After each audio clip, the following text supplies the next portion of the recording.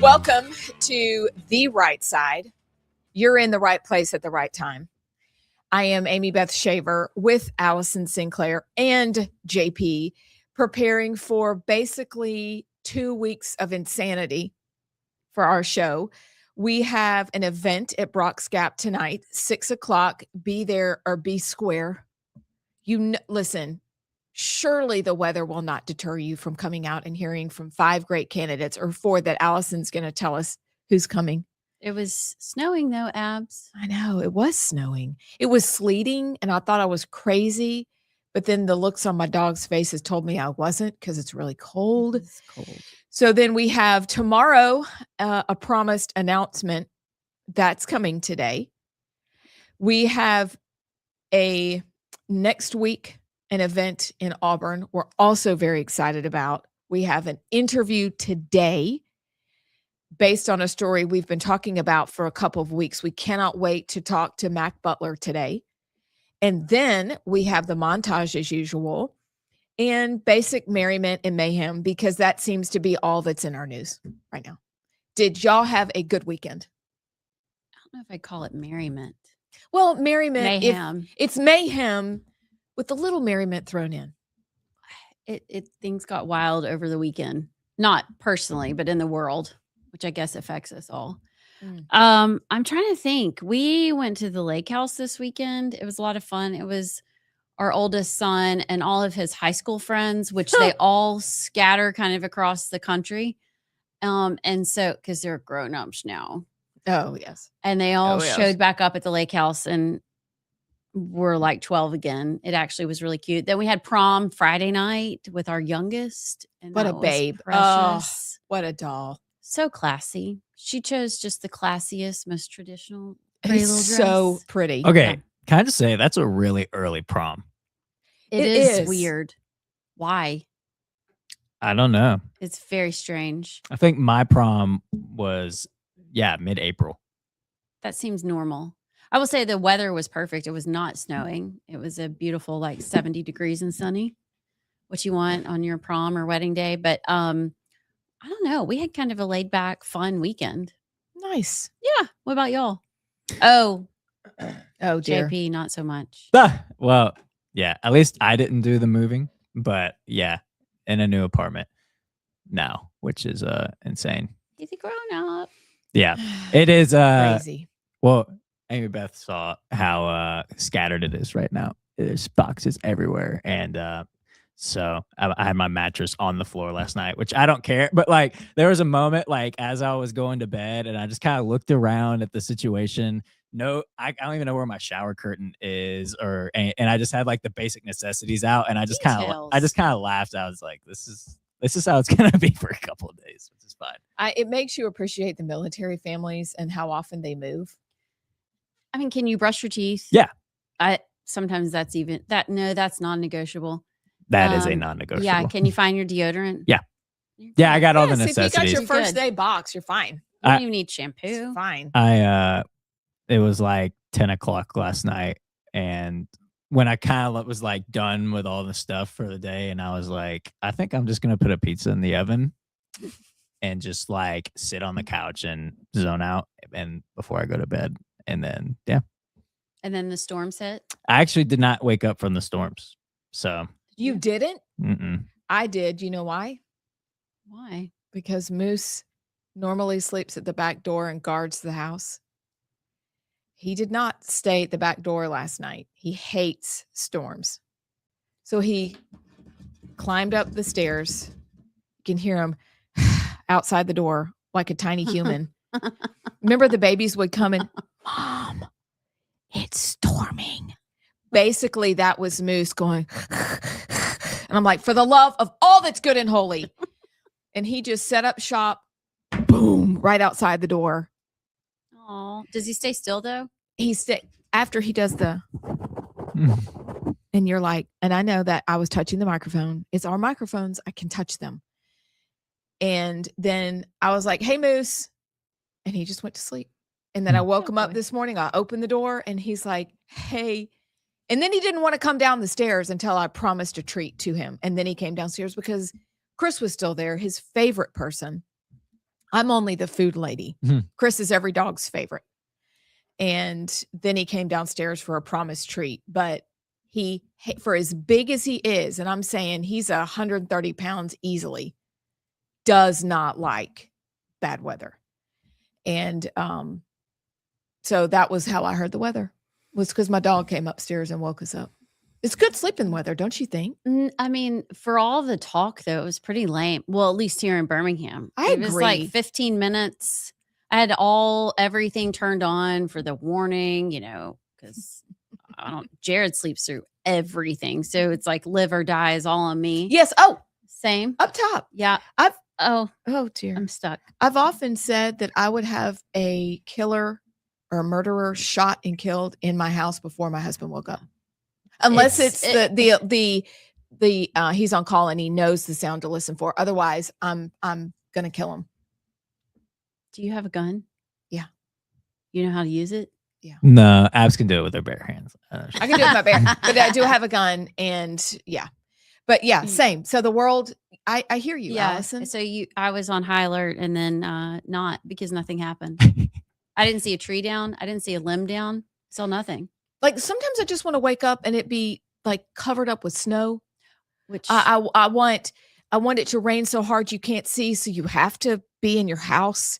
That never happens to us. well, it's happening in Huntsville. Of Yeah, course apparently it right is. now is pouring snow in Huntsville, allegedly. Mm. Also, I didn't know this was a thing. Life 360 apparently will, like, if there's a tornado warning in the area of somebody in your circle, it'll like send a notification. It's the first time it's done that. But my meteorologist brother who lives in Harvest, it was like 11 o'clock last night, and I get a Life 360 notification of like, Taylor is in a tornado warning or something like that. no. And I took a screenshot of it and I sent it to our brother cousin group chat. I said, if there was ever a man made for this moment, it's him. That's great. Are you okay? That's great. Yeah, I think he's fine. Yeah, but it was funny. That's good. Did y'all watch any movies? Did y'all make it through any documentaries? I watched the Melania movie Me too. this weekend. Yes, on Saturday. That's so weird. We haven't even talked about that. Okay, this will be good. What did you think? Well, I'm very motivated to have maidenhair ferns and orchids after all the ones I saw in the movie. That's like the last thing I got out of. No, that was one of the last things. It was like, you know what? I know there's a staff that takes care of all their plants, but dadgummit, I'm going to learn how to keep flowers. I was impressed. She is a remarkable person. It's just an interesting story. She and Trump, I really liked how when he called and said, "Did you see it? Did you see it?" And she said, "No." I loved that because it's somebody like her that needs to keep him straight. Like, I know you're the center of the whole world and you're my love of my life, but no, I didn't see it. I was like, that's the realest moment of the whole movie. Was she talking about when they declared him winner? Okay, I didn't know really what the context was, but I figured that was it. But she's like, "No, I was busy." I just thought that's real right there. I had to push myself to finish it. It got more interesting towards the end. The beginning is all about her. I mean, she's fabulous though. So I almost started thinking, I wish she was president. Very gracious, very graceful, very polished, very well spoken, very kind and humble. Mm-hmm. It was a little slow. I feel like it could have been like the first 30 minutes are her getting in and out of cars. I'm like, yes, okay, what are high heels? What are we doing? It's like close-ups of her high heels. But the end was interesting. The White House, I was shocked. I've been to the White House before, but not like in the residence part. And well, obviously, I've never been up there, but it's very sterile. Mm-hmm. It was weird. It was like the halls are really wide. I guess it's like Buckingham Palace or whatever. Mm-hmm. It's like living in you're living in a museum. Yeah. That was kind of strange. That part threw me Chris off. was very bothered that he thought that she was sitting out having her meal and he was taking his meal. And he was like, do they sleep in separate bedrooms? I wondered that too because she And says good night. Apparently, either that's what we live through every night where somebody's like, I'm going up, I'm going to read, and the Yeah. other person stays down. Or I have read that like Barron's room was upstairs last time and he wanted the same thing this time, which is what they talked about for like 50 seconds. But in my understanding of the layout, they do have adjoining but separate bedrooms. And that's how Which- the elite sleep, just like the king and queen of England. Separate rooms, which really bothered him. And I was like, that's so sweet. But like the really like billionaire, trillionaire people don't share their rooms. They don't. I kind of it's really efficient Yeah. because I bet both of them have very busy schedules. And if he's coming in at 2 a.m, and then she's has to be up at 6 and he's fumbling around and waking up. I mean, maybe that's what it is. Or But that was kind of weird. him up at 2 a.m. just truthing on his phone. Oh yeah. Yeah. It was really interesting, but you're right. The first bit was very slow. I We're got not a getting anywhere. snack. And then at the end it picked up and it was much more interesting, but basically just a documentary. And I agree. They live in a museum. Mhm. And that was interesting because you've been to the downstairs of the White House and you've seen it, but you never really get to see where the magic happens. Mhm. Like in the West Wing. Like you don't really get to go in that part because they, but it's so interesting that we both that we No. both watched it. What sparked you all to watch it? Did you just I have no idea. Chris was like, let's watch it because I said, well, we need to watch the Alabama Solution. And he said, well, let's watch that Sunday night. Well, we ended up going to Home Fellowship Group instead. And he said, well, I know you've been wanting to watch this. Let's watch it. And we did. But the night before, though, was the real great movie that I recommend to the universe, which is Solo Mio. Okay. What A guy gets jilted, Kevin James from Oh my goodness. that guy. What's his name? And King of Queens. I didn't watch the show. You guys, Solo Mio. Solo Mio. It happens in Italy, so you'll like it because you'll recognize it. But Okay. it's a Is it funny? unexpectedly great, Oh, funny, okay. heartwarming. Stumbled on it by accident because we were going to watch some man movie that has to do with war, which I secretly like. And we stumbled on this. And our ratings for movies has to do with do we both stay awake through the movie? That's a good Okay. threshold. And it's like 1 pillow through 5 pillows because either you are laid out and like you're asleep or you're like, wow, this is actually good. And I'm not embarrassed. There's no cheese. Watch it. Solo Mio. Cheese. What- You can watch it with your kids, but really, like we watched it and I'm bummed I've already seen it. Like now I gotta, it Wow. was really good. I haven't Okay. seen a good movie in a very long time. That was what Kevin James was promoting. He went to the Super Bowl alone, like in a tux with flowers, like he got stood up at the Super Bowl. Yeah, well, he got stood up. I can't tell Don't you give it anymore. away. Watch it. I'm telling you. Okay. Heartwarming. Better than Melania. Within 5 minutes. But we'll Okay. tell when we meet Melania someday, we'll tell her it's the greatest movie we've ever Yeah, seen. I mean- Hers is amazing. I read the book because Molly gave it to me for my birthday. But we're going to tell her it's the greatest. But if you guys want a fun, need a break, sit Might have to together, watch watch a it. movie without going, oh, Okay. watch it. That's encouraging. But I can't believe we both watched Melania. That's funny. Because that doesn't ever really happen. No, it must have been some good advertising. Like I can't remember what it was on, but they must have had it prominently displayed as available to watch. How does she walk in those heels like that every day? I don't know. She did complain about the shoes once. She said, and we were walking down the Capitol all day long, which led me to walk in heels for even longer. Wasn't that good? That is, yeah. That was really good. That's really, She's really so- good. She's really so sweet. I don't know how she does it, except she's a model. And She's used to it. But, maybe when you're that hot, you can just do things, Suffer for incredible beauty. things. Yeah. Whatever. Oh, and her poor little Secret Service guy. Does he sleep? I You don't know think the so. blonde guy? Yes. He was with her The whole time. every time. Sorry, I got a piece of hair. Every time. And he never smiled. Ever. But he looks nice. Well, He's got to kill for her. Yeah, he bless it. I mean, Take a bullet for her. on inauguration day, I was like, oh, he's struggling. Yeah, he was not. Felt sorry for him. Yeah, he was not doing great. But- Anywho, okay, guys. Auburn. Mm. I'm kidding. Just kidding. What do y'all think about the selections? And that for the audience who are not basketball rude. people, it was Selection Sunday. Tournament starts Thursday. Playing games, what are Tuesday, Wednesday? I think the playing games, or something like that this week. So St. Patrick's Day tomorrow play-in. Am I wrong? I can look it up. I just haven't. I don't know. Like I watched some of the bracketology, whatever it's called, and I got really bored with some of the names. I'm like, what is this? Is just weird.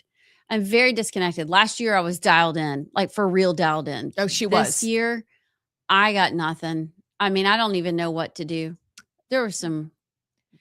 There are some teams that I think I've never heard of this. Is that Mhm. NIL? Well, Or no, what- that's what- just. No. I mean, all the every D1 every D1 conference champion gets in. So that's what that was. Yeah. So- But I mean, even then, there were names I'd never even really. There were Like- some interesting, like, but then there's that campus in Baltimore. What is it? University of Maryland, Baltimore campus. They keep getting, and like there's some schools you recognize and some I'm like, huh. So interesting. I didn't watch a second of it. I was preoccupied yesterday. But I will say this, okay? I'm just throwing this out there. Please be nice. No, it's Alabama related. Okay. If Alabama, or the last time when Alabama made the Final Four, Yes. Alabama was a 4 seed. They lost in the first round of the SEC tournament that year. And Alabama lost in their first game in the SEC tournament this year and is a 4 seed. I'm just saying, okay, if history repeats itself, Alabama may go on a run. I'm just saying. They could only because they'd be motivated because they lost. But that SEC tournament was great. I thought it was a great tournament. But you're right. It could be. So, JP, is that your prediction right I now? have no idea. I have You, no you idea can what's make a gonna too happen. early prediction, and then maybe next Monday you Yeah. can make your, okay, now we know what we're really dealing with as everything settles out. This in the Alabama tournament. team could make a run or could lose to Hofstra first round. I have no idea. You We'll don't see. know. We'll see. You don't know. But there are some old school names that were back. But it was a good tournament. Is Gonzaga in it? Of course.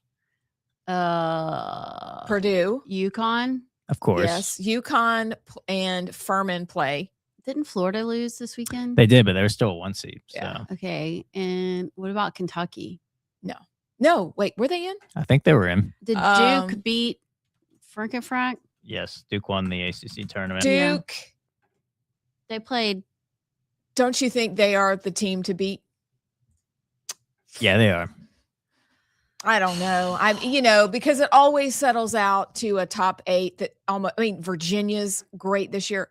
Vanderbilt looked alive. Yeah. They looked great. This should be a fun tournament this time, even with the names that I'm like, I don't even know where that is. I didn't even know that was a school. Because I'm like, well, you won your conference, like you said, you won your conference championship. Go you. The only team I'm cheering to lose is Furman. So UConn, please crush Yeah. the Why? Paladins Why do from you hate- because they beat Samford. Oh, It was such a good game, but I need UConn Huskies. Oh, is that who they're playing? Oh, they're Handle. They're going going to get smashed. to Now they have a phenomenal point guard, and their big men are really good. But I need you, UConn. Do your thing. isn't there like a McGeese McNeese State, McGeese State? coached by the former LSU coach Will Wade. No. He's Oh, wait, he's at moved NC on. State now. Yeah. Who is it? McNeese. Don't know. They're really good. The Cowboys. Really? Yes. Yeah. They're scary good. Who won it last year?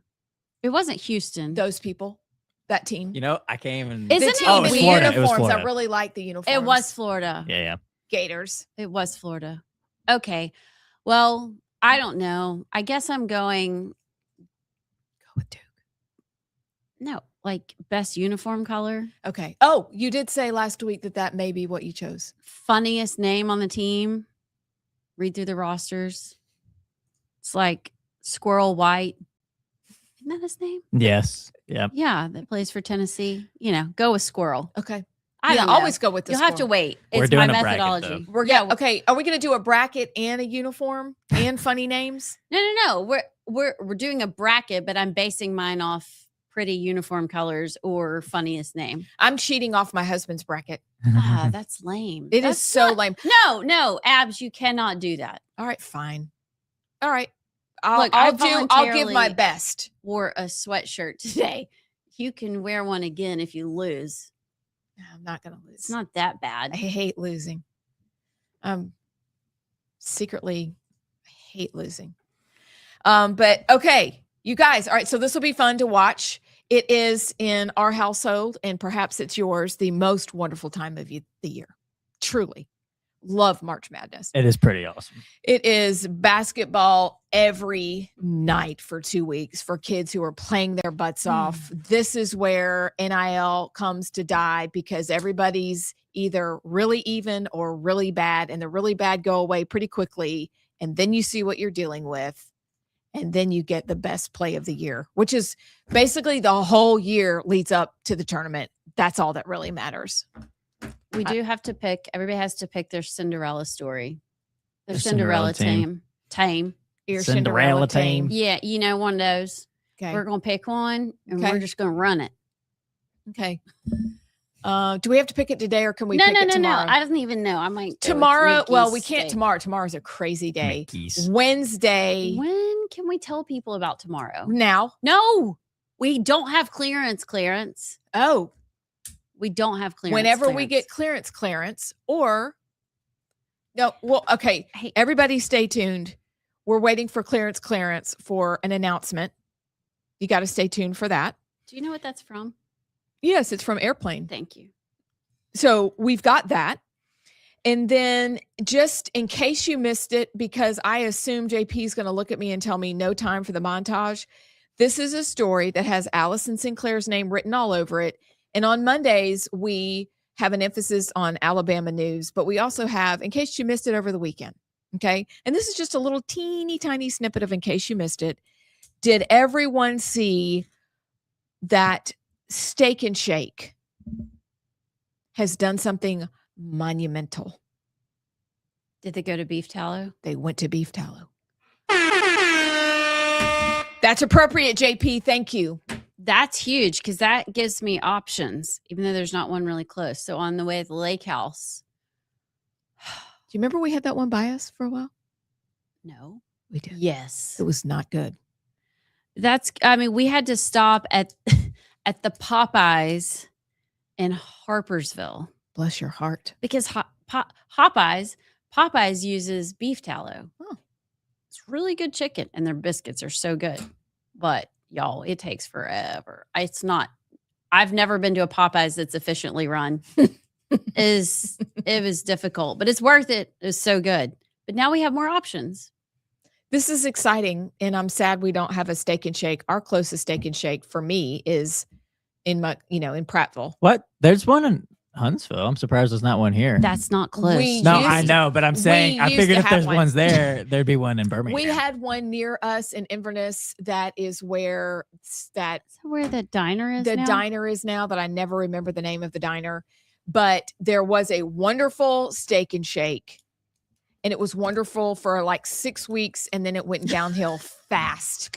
And I don't know if you want a restaurant to die, have my husband in on day one because he'll call it. And we left, and he was like, "It's not going to last." I'm like, "But it's Steak and Shake," and he was like, "I'm telling you right now." It felt like we were bothering the people to get a table, Oh. and I was like, "Well, That's a tough location too. yeah, it's terrible." So Mm. maybe we'll go to one soon. Steak and Shake soon. Huntsville. Maybe on the way to Prattville or something. Is there one in Prattville? Yeah. Prattville? Yeah, Prattville. We'll go by there. Mhm. All right, y'all. On the other side, we will get to news, the montage. You're on the right side. Stick around. Beth Shaver with Allison Sinclair, and we are joined by Admiral Brian Christine, who is the Assistant Secretary for Health at HHS And it is a thrill and it is an honor, sir, to have you here. Thank you. Oh, it's a privilege to be here. It is so fun to have come back home to sweet home, Alabama, to come see my family and to do this, to work with y'all, to do this podcast, to help get the messaging out that we need to, so the American people know the good things that we're doing in Washington, the good things that Secretary Kennedy and President Trump are doing. And so as we start off, I have to give a shout out, obviously, to our president and to Secretary Kennedy, because they are working so hard to make this country healthier than she's ever been, to make Americans stronger than we've ever been, to make America great again. So thanks for the opportunity. So before we jump into those values issues and talking about making our country healthy again, which is such a relief, could you tell those who may not know you or have heard about you, because you are a legend, a little bit about your background? Sure. As we jump in. Yeah, absolutely. So I was born, my father was in the Army. I was born in what used to be West Germany. Now, if you're old enough like me, you remember that one time there was an East and a West Germany during the Cold War. My father was a tanker. In other words, he was in armor in the Army, tanks. And we had a lot of armor assets deployed along the East-West border during that time. I was born in 1963, really the height of the Cold War. So I was born in West Germany. My father ultimately went Special Forces. In his second tour of Vietnam, he was really severely injured, lost an arm and a leg, got out of the military. We ultimately settled in Augusta, Georgia, had some family there. I went to medical school at Emory in Atlanta, and then I came over to UAB for my residency. And that's how I got to Birmingham. I did my residency in urologic surgery, completed my residency, and then I joined a urology group here in Birmingham. And I practiced with that group for 24, 25 years, really subspecializing in men's health. That was kind of my gig. Then I got the call for the nomination to be the Assistant Secretary for Health from President Trump. Went through the confirmation process. Ultimately was confirmed by the Senate. I was confirmed into this position last November. And here you are. So now I'm in Washington as the Assistant Secretary for Health. Were you expecting that call? I mean, how does this happen? Yeah, you're just like that's a great Brian question. Christine in Birmingham, Alabama, and you get a call that you're the next Rachel Levine. What's her boy name? Richard. Richard Levine. Richard Levine. You're That's exactly Richard, right. Yeah. Yes, I am President Trump upgrade from Richard Levine. We would say there so. you We're go. very grateful Yes, for you. Yeah, exactly. And I really President Trump nominated me and the Secretary Kennedy wanted me in the position is because I practiced medicine on the front lines. I was kind of a Main Street doctor. And I think they liked the idea of having someone who really understood medical care and delivery from a Main Street level. I think personally, I think also one of the reasons that President Trump wanted me in this position, because there's really not another visual that shows the difference between the horrible Biden administration and the really righteous and good Trump administration, and the fact that you have me in the same position as Levine. I'm a man who wears men's clothing, and that really says all you need to know about the last administration and this administration. For sure. I always thought he could have done a better job, like zhuzhing it up a little bit. Like it was like he put on some earrings and a dress, and that was it. Like, but we can work a little harder. But I think America, the juxtaposition is overwhelming from what y'all are doing versus what he was doing. Well, no, exactly. When you look at Levine, I mean, again, his agenda was no question about it. The transgender and minors agenda was so important for him. All he wanted to do was to tell little boys they could be little girls they could be little boys, and then recommend castrating surgeries, castrating chemicals, hormones, and do irreversible harm to these kids. So if you go back and look at what he talked about, mostly that was it. I mean, Levine advocated for removing any kind of age restriction on transgender treatment in kids. He advocated for those sex-rejecting surgeries. That's what we call them. People say transgender surgery. No, in this administration, we talk about sex-rejecting surgeries and procedures because that's what they are. And that was his big focus, right? I personally believe he was in that position as a statement. I personally believe he was in that position to be an eyepiece, not because he really cared about the health of the country. So I'm really happy to be in this position to be able to reverse and to right so many of the wrongs that the last administration and Levine, perpetrated on the country. So in this position, you're able to do a lot of Welcome back to The Right Side. I'm Amy Beth Shaver, alongside Allison Sinclair and JP, doing all the things in the break.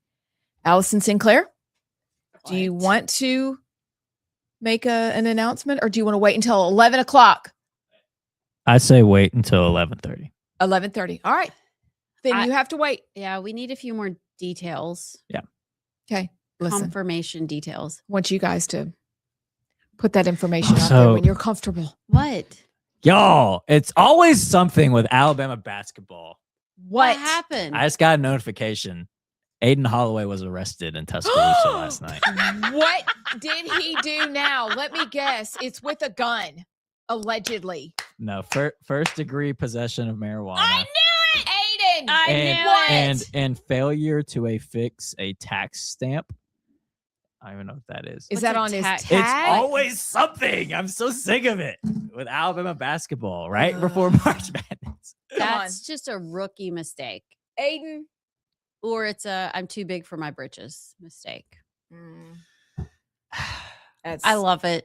I love it. Every I time, love it. every time, like with my Auburn friends, every time Alabama, like the years when Alabama's good and Auburn is not, something always happens like that gives my Auburn friends something to like latch on to. And now I'm not gonna hear anything, especially Aiden, because he transferred from Auburn. Aiden, that was dumb. So stupid. Come on. Dumb. Also, weed doesn't make you play better. I've heard that from other players. It just makes me play better. That's the dumbest How example. can that be like how would that even come?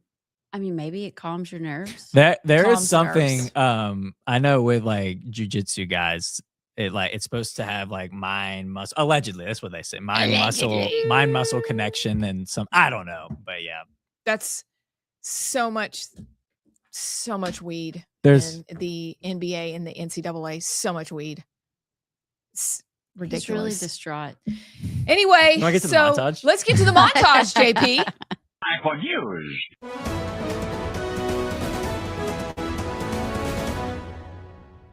Yes, I'm exhausted. Of course, it's ridiculous. We live in a ridiculous country. We always lived in a ridiculous country, but it was always ridiculous in a fun Mr. T kind of way. Now we've got a different Mr. T. You know, right now we're looking at a real attack on the trans community. We're seeing people lose their driver's license suddenly with no way to get to even the DMV. We're seeing people not allowed to go to the bathroom, even though they clearly present, you know, the way that they are, who they are, but they're forcing them to go to the bathroom in the non-corresponding bathrooms. This morning, the Pentagon has identified the 6 U.S. service members that were killed when a refueling plane crashed over Iraq on Thursday. The names of those American heroes are Major John Alex Kleiner of Auburn, Alabama. In Tuscaloosa, Alabama, a well-known conservative Christian group is pushing back after the public library denied access to a public meeting room. Now, that other community groups, by the way, are allowed to use. Library officials told Eagle Forum leadership there was a problem with their beliefs. So the other day I found out that the CIA is preparing some kind of criminal referral against me, a crime report to the Department of Justice on the basis of a supposed crime I committed. What's that crime? Well, talking to people in Iran before the war. Can I just say, it's so funny how Tucker's like, so the other day I found out the CIA is trying to frame me for a crime. It's like, okay. All right. After the airport incident with Tucker and we were detained.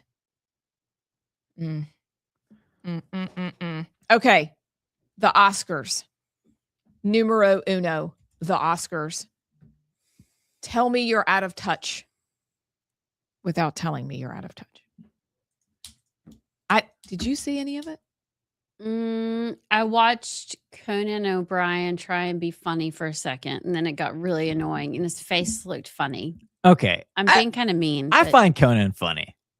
You do? Yeah. Did I you didn't think watch he it was funny last night. No, but overall, I think he's pretty You know how funny. they try and write funny jokes, and it just doesn't work, and so then I turned it off. But he looked like a bobblehead doll. Like his head's really big and his hair was funny, and it's like his head wasn't attached to his body. Everything was just awkward. But Hollywood, like I don't even care anymore. Like they have no relevance. They've lost all credibility. There's no one there that I can think of. Even Sydney Sweeney, even in all of her glorious hotness, she caved, and said, I really don't, whatever. Like, no, I just don't even care. Don't care. They all have been on Ozempic way too long and their brains are fried too. Yeah. I don't think I've ever watched the Oscars, but it's always, whenever you have events like this, it's a peep into the delusional echo chamber world that these elite celebrities live in. And they think they're so arrogant that they think everybody's dying to know their thoughts on everything in the world. So I'm going to grace you with my opinion on everything while I'm up. It's like, just take the award. But Kim, I didn't include this clip in there, but Kimmel, when he was receiving an award, or he was on stage talking, and he said that something about authoritarianism, all he thinks of is North Korea and CBS, because of the whole, instance where you had all of that. So it's delusional. But only in America could you go to such an elite event in bow ties for being actors and comedians and whatever, and getting all of this money just for being actors and comedians, and then say that we live in a ridiculous country and everything's bad. So true. I hate it. I hate everything. It's so just, true. Yeah. Didn't he make fun of Melania also? Jimmy Kimmel? I don't know. When I say I could not care any less what happened last night or what happens in Hollywood, like my care could not be lower. I don't know. It's whatever. Say what you want to say. The Alabamian Solution did not win the Oscars, though. Good. By the way. I still want to watch it. Well, yeah, one of us has to watch that. We're gonna watch it. Why good? I don't know.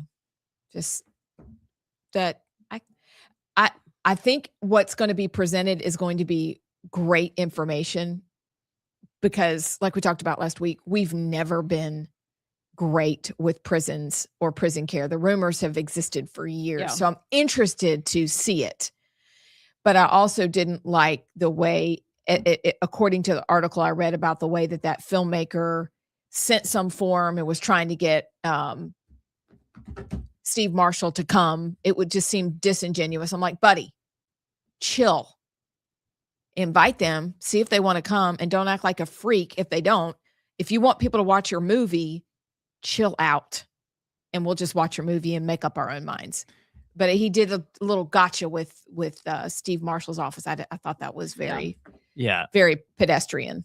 I may watch that one. I'm curious, because obviously the director has an angle and a bias, sure. And obviously Steve Marshall has an angle and a bias. So I'm not really interested in all of the whatever with that. But regardless of how the movie was made or how they got cameras in there, I mean, if there's issues we got to documented, then that's something we got to deal with. I want to what, but the whole obviously the director has an agenda and probably expected Steve and Kay Ivey not to accept his invitation, and he'd get a soundbite and could use that. And obviously Steve's not going to go to the Oscars because it would admit his. So that all is just like obvious to me, but the contents of the film, like if there's issues, then we should just have a one night this week or through the weekend, because there's basketball on a lot. Mm-hmm. We should watch it, and then we can come back together and collab on what we thought. I really am genuinely interested, because I'm sorry, if there are rats, food, murder, assault, we need to know about that. Yeah. And that matters. And it can't be a Democrat or Republican. It has to be, yes, you are doing time for your crime, whatever you did, but that also doesn't give us a reason to treat you like a dog. Yeah. So I'm interested. I can't wait to see it, even though I'm sure it's going to be very disturbing.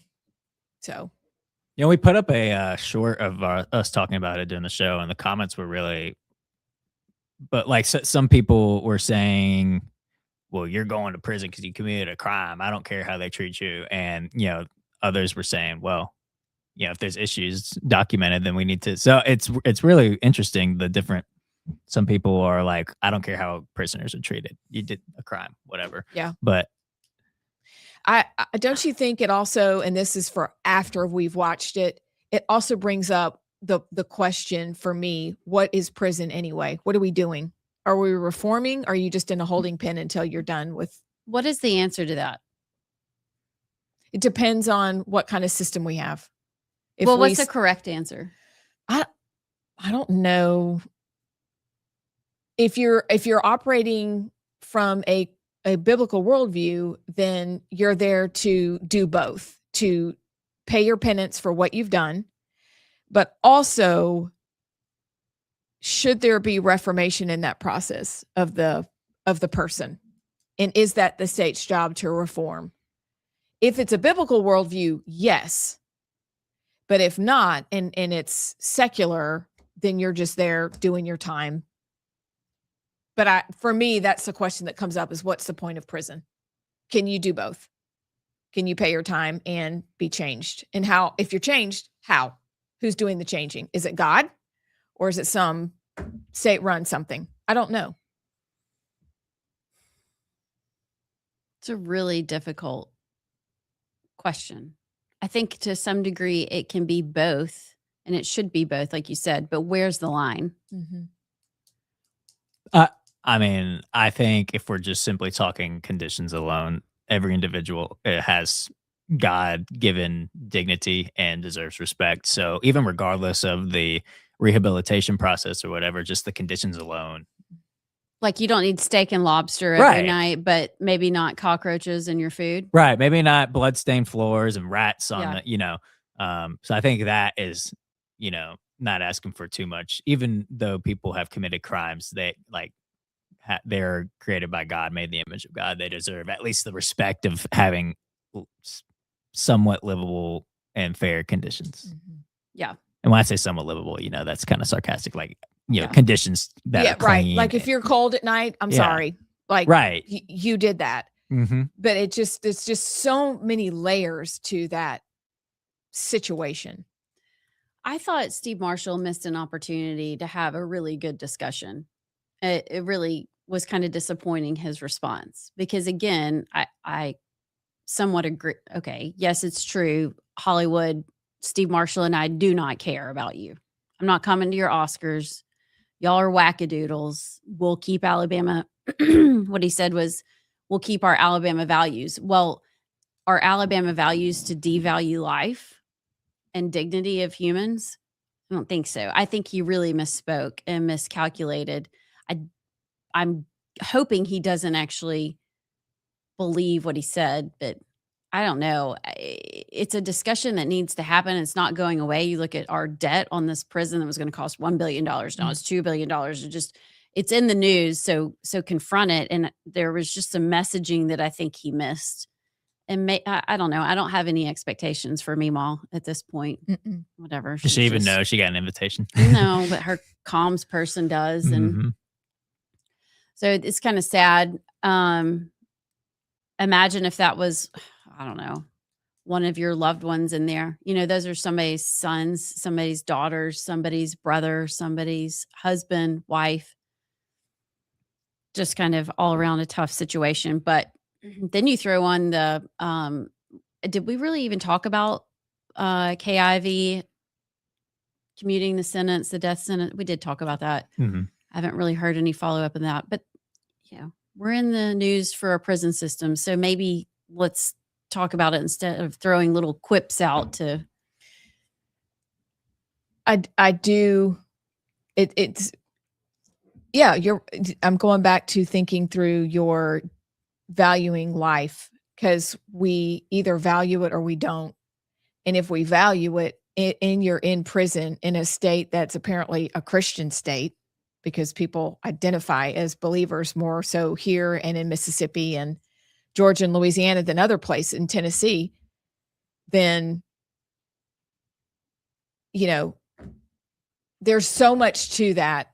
I agree with you also. We've got to be concerned about valuing life, but what does that look like?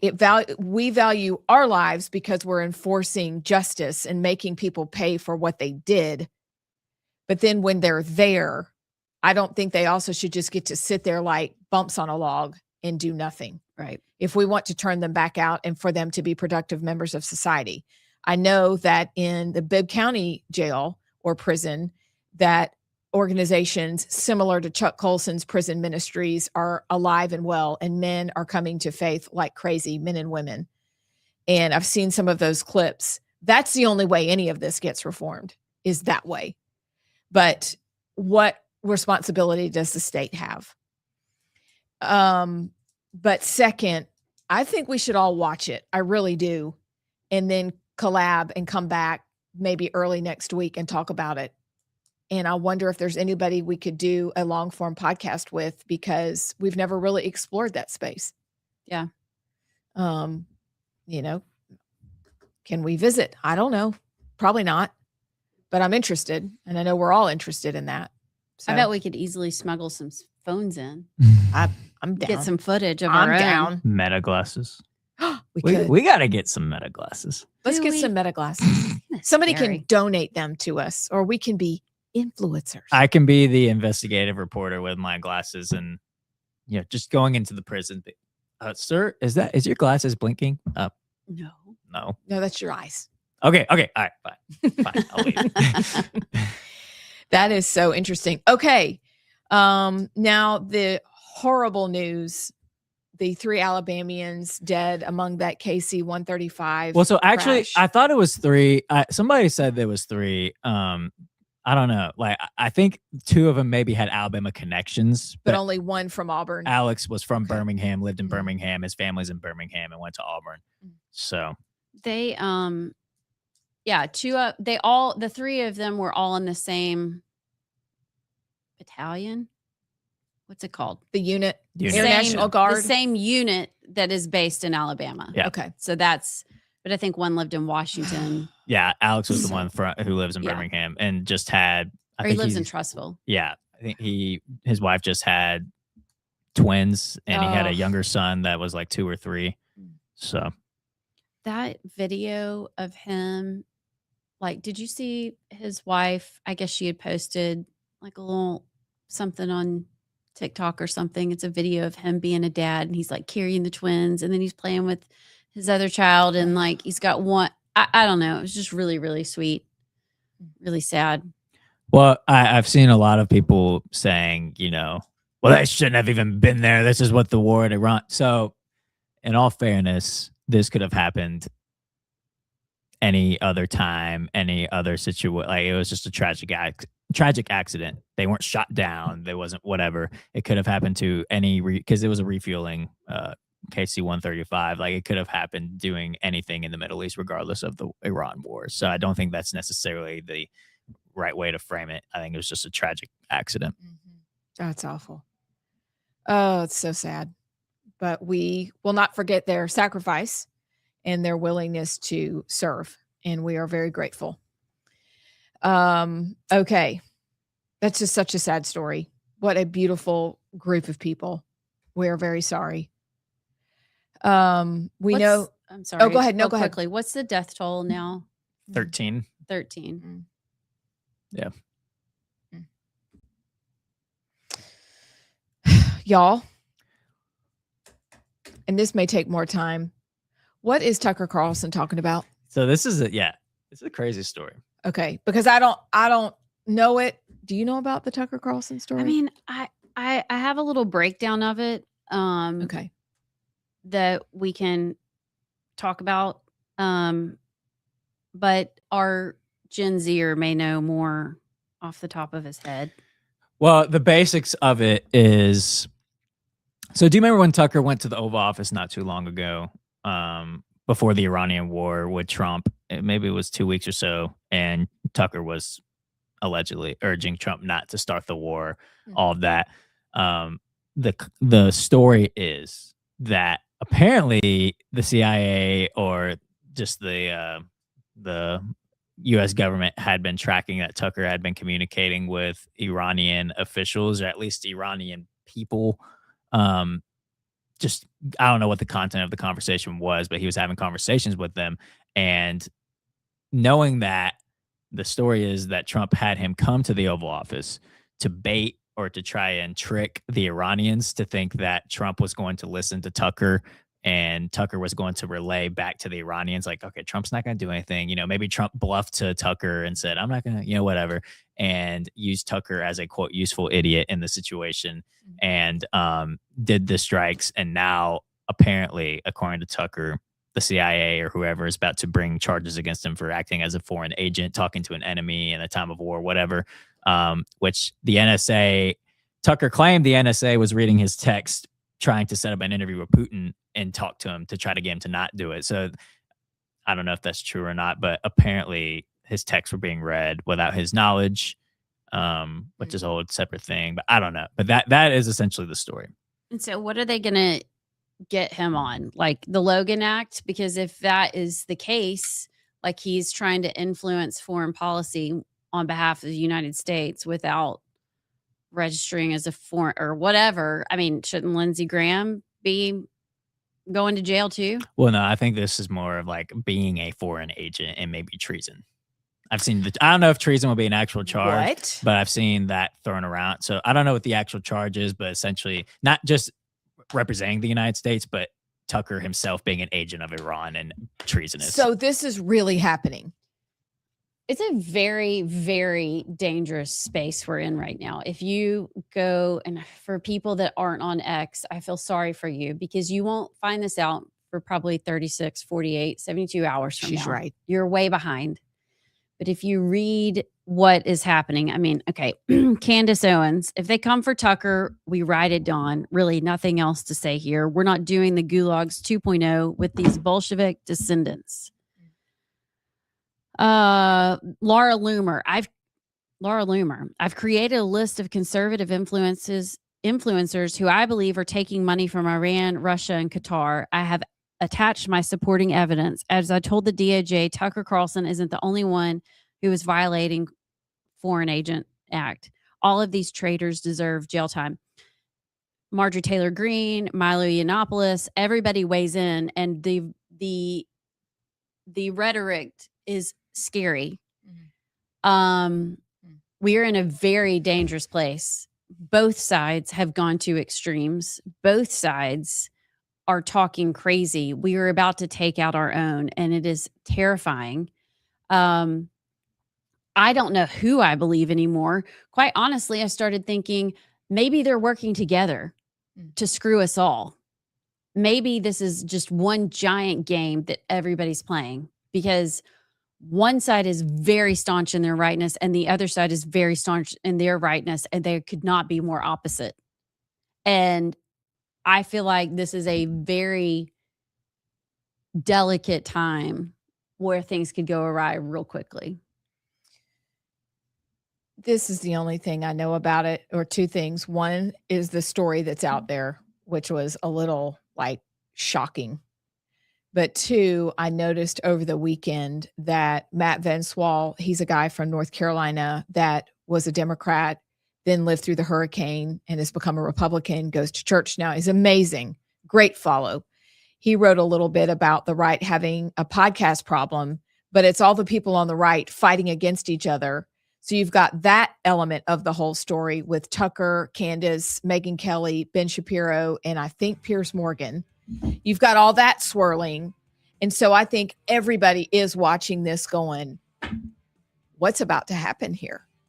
I mean, I wouldn't want to be in their shoes, but then it's going to make everybody else, as you go out in the concentric rings, going, well, what are we free to say and do after all? Right. Yeah. I mean, that's scary. I'll just say this real quick. If Tucker was having conversations with the Iranians directly, that's a problem. However, I think the motivations for them bringing charges against him is also not good. Right. So Very suspicious. Yeah. We'll be back with Representative Mac Butler. We'll be back in just a second. Y'all have heard us talk about Inspire Advisors, how Paul Breyer and his team at Inspire Advisors will help you grow your investment portfolio while also screening out companies that don't stand for conservative Christian principles. Paul and his team are experts on what they call biblically responsible investing. And for a limited time, they're hosting a free class that you can register for. Check out the class. and register for free at moneypatternwealth.com. It's godly, it's conservative, and it's financial freedom. Again, go to Inspire Advisors at moneypatternwealth.com. Check them out and tell them you heard about them at Rightside Radio. Could you talk to us about your roles and responsibilities? Sure. As the Assistant Secretary for Health, you have kind of a 3-level role. One is to help form healthcare policy, to work across the different divisions of the Department of Health and Human Services, to work with the CDC and NIH and FDA, and work with HHS leadership to help form healthcare policy. So we help form the policy. We help implement that policy. There's also a communication role, which really appeals to me, in that we help to communicate the policy to healthcare establishments, healthcare providers, and to the country at large. Okay, the Surgeon General falls under the Assistant Secretary for Health. So when we have our new Surgeon General in, and I'm happy to say that Dr. Casey Means will be having her hearing before the Senate on the 25th of this month, I believe. She'll be an amazing Surgeon General. We're going to work so well together.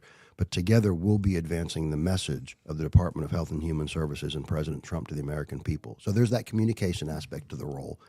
And then also, the Assistant Secretary for Health can serve as a civilian, or they can do as I did, which is request commission from the president. So I have been commissioned as the senior admiral at the Public Health Service, specifically the Commission Corps. So you have the U.S. Public Health Service, and then you have something called the Commission Corps, and these are commissioned officers. I'm a 4-star admiral. I lead the Commission Corps. And so one of the other roles I have is as a flag officer and admiral is to lead the Commission Corps of the Public Health Service. And that's about 5,400 doctors, nurses, pharmacists, therapists. Believe it or not, we've got a few veterinarians in there as well, Wow. dentists, dermatologists. We are Secretary Kennedy's tip of the spear strike force for public health initiatives. And it's really a privilege to wear this uniform. It's a privilege to receive the salutes that I receive from other members of other uniformed services and my own officers. To wear this uniform is a privilege, but that's a big part of what I do, is to lead the Commission Corps, because we really are the edge of the knife, the tip of the spear for public health in the United States. And I have officers deployed other parts of the world as well, primarily in the U.S. We work at Guantanamo Bay, for instance. We work with ICE agencies. We work with DHS. We supply doctors and nurses to the Indian Health Service, which is a big role. We have officers that work at FDA, work at CDC. They're out in community health centers. So we're all over the place, but that's part of my role as well. Wow. That's a lot of people. It's a lot of people. I had no idea. It's a lot of people. And these officers, these are good men and women. These are good men and women who want to serve, who care about this country. And one of the things I have been told by officer after officer is they said, we are so happy that we have a new Assistant Secretary for Health. We're demoralized by our prior Assistant Secretary because we knew he didn't really care about us. He put the uniform on as a political stunt. Brian, you wear the uniform because you care about the country and you want to serve the president and the secretary. So going into this role, like you're just kind of starting. If now, and hopefully we'll do an interview as you're leaving and we can reassess, but give us your top 3, like these are the things that I definitely want to get done while I'm here. What would those be? Yeah, and so my agenda is, of course, Secretary Kennedy's agenda and the president's agenda. We all work for the president. He's the commander-in-chief.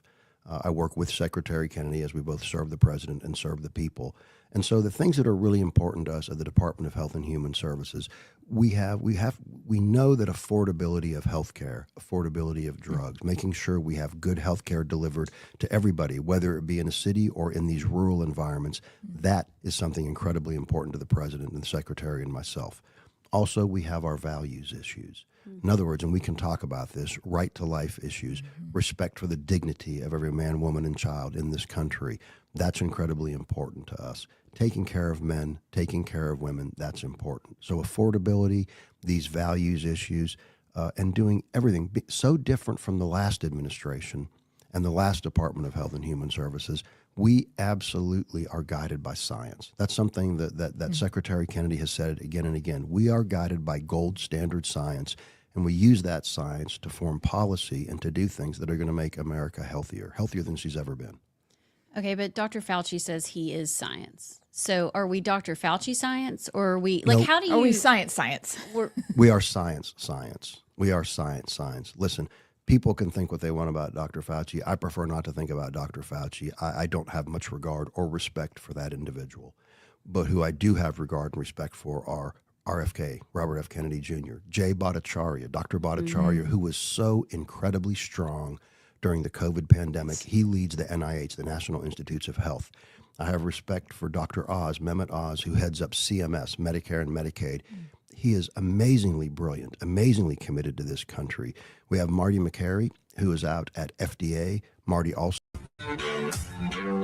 Welcome back to The Right Side. I am Amy Beth Shaver with Allison Sinclair and JP. And we are happy to be joined by the one and only Mac Butler. Good morning. Hello, how are you? Oh, look at that cute baby. Yes. Hey, that's little Mac back there. Y'all look just alike, by the way. Hey, little Mac. Oh my goodness. It is awesome to be with the cool kids today. Well, thanks for joining us. I'm not sure. I mean, we have a lot to talk about. I'm so confused, and I need your help. All And right. probably most everybody in Alabama need your help right now. We have never, ever paid this much attention to the Public Service Commission ever in our lifetimes. Well, one Not saying that's good, but it's true. So how did we get here, and where is all this coming from? Well, I think we all heard that on a recording from Alabama Power Lobbyist is where it's, I believe, coming from, where that push was. We definitely have a problem, but with all the hoopla about the PSC, one positive is so many people have never really been acquainted with it or knew who, what, any of that. But I think they are paying attention now because the people overwhelmingly spoke that they wanted to elect their commissioners. The real issue is not whether they're elected or appointed, it's making them do their job. I'm 62 years old, and the last time they actually did their job, I was still in high school. So I think most of us think it's time to do that. And of course, our bill, HB 475, actually makes them do it, and we are compelling them to do it with the threat, of impeachment. And then it would cap the rates at the regional average as well. It would no longer allow them to use lobbying costs in determining, the rates. It's just basic common sense. Most elected officials do the job they're supposed to do, but the PSC, for whatever reason, has not done it. And if you look at the numbers, the Southern Company just reported $4.4 billion in profit. And the Southern Company comprises of Georgia, which has double the population we have, but it has Alabama and it has Mississippi. And out of that $4.4 billion in profit, almost $2 billion of that came just from the state of Alabama. The math doesn't add up to that. Right. We know we're highest in the region, third highest in the nation. We're like 30-40% higher than TVA. We have a problem. And what they've been holding is rate hearings, which literally just allows them a return on equity of a percent they work out that sometimes is as high as 14-15%, where the national average is more like 9 point something. And if they can justify their rates, because they do have a lot of cost, we just want them to lay their cards on the table and let us see that. And of course, we're going to compel them with subpoenas and sworn testimony and such. It just clearly something's wrong. The people that I represent many times are facing, the utilities being turned off. They're choosing between energy costs and groceries, energy costs and prescriptions. And this is just not the American way to hose people like this while they are enjoying record profits. And if they can justify them, so be it. We're just asking to look over their shoulder, something that has not been done in more than 4 decades. I think clearly it's time. So what will happen from here with your bill, House Bill 475? Walk us through the next steps. And do you think it stands a chance of being passed and making it over to the Senate? Would you walk us through that part, please? Yeah. Tomorrow we're up tomorrow on the calendar. We go in at 1:00. We are third, on the agenda. I do anticipate passing it, but when it goes to the next chamber, I would anticipate them to amend it. Same thing if their bill comes to the House. Oh, I'm going to absolutely amend it. But I think the goal is that we can take the two and sit down somewhere and work out a compromise that, gives both sides a win. I cannot accept anything without reform and without penalties. We want this. One of the complaints we hear is, oh, it's going to cost money to hold these hearings. Absolutely, it's going to cost money. But even if you spent $1 or $2 million for a hearing to save hundreds of millions of dollars for the people of our state, that's worth it. The bill that's in the Senate is going to cost, the fiscal note on it is high, adding a lot of people. But my goal is to some way see if we can work this out so that we can pass something for the people of our state. I do not like the component where in theirs where 4 people would be appointed right off the get-go. That people have spoken very loudly that they're opposed to that. So, okay. So tell me if I'm wrong here, but when I read your bill last night, well, let's go back. I can't even remember what the bill number was that everybody was up in arms about. I think it was 392, I think. Okay. So that one would have appointed the 3 public service commissioners. I think it was the governor, the speaker, the attorney general. Some people would have been able to appoint those positions. Loud and clear. And one thing that did, it said it mandated rate hearings, which a lot of us thought, hey, that's doing something. But as you dig into it, rate hearings do absolutely nothing. They're holding rate hearings now. That's just rubber stamping the profit for Alabama Power. What you have to have is a rate case hearing. That's where they open the books. It is literally a court proceeding. And that's what I think they're terrified of. That's what they have not had in more than 4 decades. And then, but that was a component. That's where I got the idea for this bill. And the original bill I filed called for that. But with the help of so many reporters and activists and just local constituents that knew far more about the PSC than I did, that's why I substituted the bill and called for the rate case hearings and then put the return on equity cap on there. Well, that bill 392 was squashed very quickly. You had Senator Garland Gudger who said it's dead, it's done, it's blah, blah, blah. Okay, fast forward to a week later. Now we have Senate Bill 360, which, okay, they say we're going to add 4 seats and they're going to be elected after we appoint them for a period of time. And then the next governor will be able to appoint, I call it an energy czar, a secretary of energy that will dictate what can be talked about in these meetings. So follow me here. Essentially, we're still appointing the Public Service Commission if the appointed position is the one that dictates what we get to discuss and what is public. Is that correct? That is correct. And I really wouldn't be opposed to the governor having some kind of appointment. I just wouldn't want them to have a lot of power in there because energy is such a critical component. Most municipalities, I think all of them actually, mandate you be connected to the power company. I know of people that have literally had their homes condemned because they were not connected. In our area, it's Alabama Power, but they had a generator and their house was condemned over such. There was a case in Huntsville a few years ago, and you can Google this one. The guy was a veteran and he built an off-the-grid home and doing solar power. They condemned his house for that. So you're forcing us to buy something that, if you went and talked to John Hancock and Sam Adams, I don't know what your opinion is, but I know 100% what their opinion would be with such. If you're trying to do an alternative power source, which those 2 cases, one of them personally, I knew the folks here in town that did it, and they had to connect back to the power company, just like I don't know the outcome of the one in Huntsville. I know if you Google it, the home was condemned because they were doing alternative power, but you should be able to do such here. This is America. But your bill would be compatible with either one of those. I mean, yeah.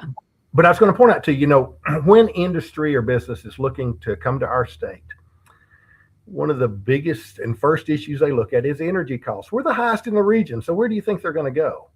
So that's why I would really like the governor to have a hand in it, because the governor is part of so much of that recruitment in industry, but within reason. And I do not like the appointment. You know, we get emails. I mean, we get hundreds and hundreds and hundreds of emails here in the legislature. I can't even see them all, but it is amazing. I have not had one email, not one, telling me to vote for the Senate Bill 360. Not one. Now, I've gotten a zillion. People don't realize I'm the sponsor, telling me to vote. I got one ugly one telling me if I didn't vote for it, they'd be watching. And it had some profanity in it. And I replied back. I said, absolutely, I'm the sponsor of the bill. But anyway, people are upset about this issue. And we're talking about putting money back in the pockets of people in our state, being able to recruit industry to our state with competitive energy costs. It's just insane that we're having to do this. I mean, this is something, you know, the Public Service Commission was created by the legislature, but normally that should be it. We shouldn't have to go in there and force them to do their job, but clearly the system is broken. Many of us believe they're not working on behalf of the people of our state, but they're working on behalf of the utility companies. If they lay their cards on the table, they could rectify this very easily. If we're not being hosed, just lay your cost out there. But there's a problem when the return on equity is higher than it is anywhere else. Yeah, and it's also a problem, like you said, that we haven't seen what we're really dealing with for 40 years. That blows my mind. Some transparency, right? You know, I mean, in what other situation does that happen? That doesn't make any sense at all. That should outrage the people of Alabama. Well, and I think they are. I think they are paying attention right now, from just based off my emails I'm getting and Facebook messages. It's pretty strong what they want, that they actually understand what the job is of the Public Service Commission and that they have not been doing it and they are not happy about it. And they absolutely are opposed to the appointment process because of that. They want to choose the people and hold them accountable for such. The Senate Bill 360, I think Clyde Chambliss is the sponsor of that bill. I haven't looked to see if there are any co-sponsors, but it passed unanimously from the Senate. Every single senator co-sponsored it. Okay. Well, that makes sense because it unanimously passed the Senate and is headed to the House. You said there will be amendments, that you would like to add amendments, but what do you think, how do you think the House views that bill in general? What is leadership thinking? I really don't know. I haven't polled anybody. It went through committee last week, 14-1. There was one Democrat that voted no, but the other Democrats voted yes. I don't see how you can justify being opposed to just being transparent, laying the cards on the table, and with the goal of lowering energy costs for the people of our state. So I don't see that this is, you know, Republican or Democrat. I see this as just a common sense bill for the people. Absolutely. So my hope is that we would pass it like they did, unanimous passage, and send it up there to them and see what they think about it. And when they send us theirs, I promise you, I will bring an amendment to add reform and consequences to their bill. And probably would move, if we're going to add extra members, they need to be chosen by the people of our state and not appointed. Yeah. Amen. There's no hurry. It's, you know, nobody's been in a hurry for 44 years. So what, you know. Yeah, that's my question too. Like, I don't understand all of a sudden why this is just getting crammed down our throats. It was dropped Tuesday night, in committee Wednesday, and passed Thursday. Mine's been stewing for some time, but I don't know. Politics is funny. It is funny. It is. Anything else we need to be paying attention to? There's only a few weeks left in the session. I know we are almost done. Thank goodness. But in my mind, this is one of the biggest issues, and this is a transformative bill that has not been done. I honestly think people are terrified to do such a bill as this. I've had more people tell me I need to watch my back. Some of these players can be ruthless. If you remember, we had a public service commissioner back in 2010 that was elected from Etowah County. He actually publicly called for rate case hearings, and he was painted as an environmental wacko. I remember seeing pictures on different little news blogs where they had, you know, done all kinds of photoshopping on his pictures, and I knew the gentleman. He was as honest as the day is long. I had known him for years, and he just wanted to be transparent. But he was destroyed the next election. There's a news article you can pull where he says, you know, he was told that was going to happen to him if he did not play ball. And he did not play ball. He stood up for the people of the state. And I guess maybe that's why people are terrified. You know, I work for the people of my district, and I tell people all the time, I'm not down there because I have to be. I'm down there because I want to be. I actually feel called to be there. And we need people to stand up for the people. The industry and special interests, they've got all the support in the world they need. Somebody needs to stand up for the folks back home, and that's what I'm trying my best to do. Yeah, we appreciate you. We do. You do a lot for the people. You're one that you can tell that is truly who you represent. There are some we kind of question, but we appreciate it. Really good folks down there and a lot of talent. People bring a lot to the table, but you're just the special interest just descend on us and push, and not all of it's bad, right? But so much of it is making someone rich, and it looks like when you've got a company with record profits, that begs to be looked at. You know, when we've got people, you know, I was interviewed by a reporter last week, moved here from New York State, and she told me as soon as she moved to Alabama, her electricity bills doubled. Our daughters lived all over the nation, last living in Chattanooga in a much larger house, and that's what she says. But if you talk to people that are not from here, you hear this all the time. Clearly, we've got a problem, but at the same time, they're touting record profits. The two of those things don't go together. You're not giving us the, you know, affordable electricity and then having record profits at the same time. So that begs to be looked at. And that's all we're asking to be done. So how can anybody be opposed to that? I mean, we will see tomorrow how it goes, but I do anticipate it quickly passing without filibustering and much debate, because of course I may be wrong, but how in the world could anybody be opposed to such? Yeah. Well, we all agree something does need to change. Something needs to happen. We do appreciate the legislature's work on that. And, you know, maybe there's some compromise, some common ground between all of these ideas. We had Matt Gentry on a few weeks ago, and I think he's one of the ones that the power company lobbyist was terrified of. Well, he was actually It's great to hear. Well, yes, absolutely. He is fantastic. I am so impressed with the caliber of that gentleman. That is who I'll be voting for. I'm just blown away that we need men and women in office that of that caliber to stand up. You know, because what you're going to hear probably a lot is that my bill is going to cost some money, and it will cost a little money, but it's going to save hundreds of millions of dollars, I predict. Yeah. But Matt Gentry, I interrupted you. You were talking about, but he is wonderful. I'm a big fan of his. Well, and he actually was very measured about the subject. He said, you know, we're not trying to put the power company out of business. We get that they have to make a profit, and that they're in business. They're for profit. It's invested on and make a fair return, but not record profits. Right. That's right. So it was a good discussion. All right, Representative Mac Butler, thank you so much for joining us. For having me. Yep, and we'll be watching tomorrow. Keep us posted as things unfold. All right, thank you so much. It was going to be a really boring session, and so far it's been supposed to be. Yes, fireworks. Y'all need to calm it down just a little bit because we're tired. We're all ready to head back home. Have a great day. Thank you. Thank you. Bye-bye. Thank you. Wow.